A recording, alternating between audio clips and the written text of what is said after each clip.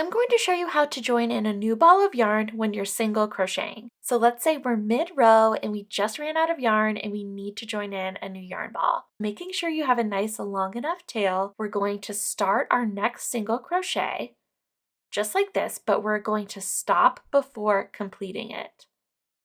Grab your new yarn, loop it around your finger, and complete the single crochet with the new yarn.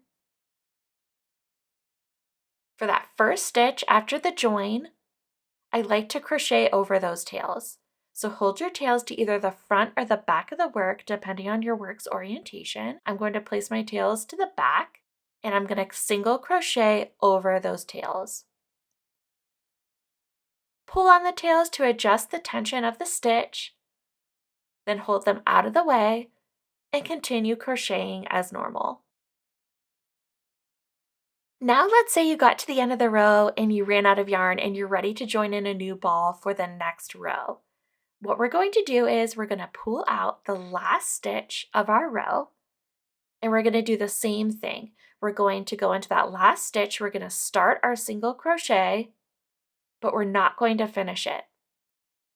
Grab your new yarn and complete the single crochet with the new yarn. We're now ready to turn our work and continue as usual. So as you can see, this is now the back side of my work. So we're going to hold our tails to the front this time.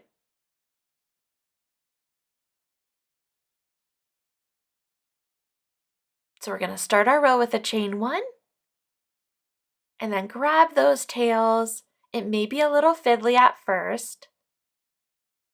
And then we're going to go into that first stitch, but we're simply going to crochet over those tails by going under the tails, just like so.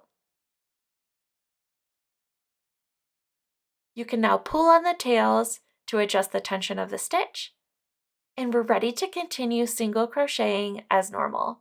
So hold your tails out of the way, continue single crocheting. And that's all there is to it.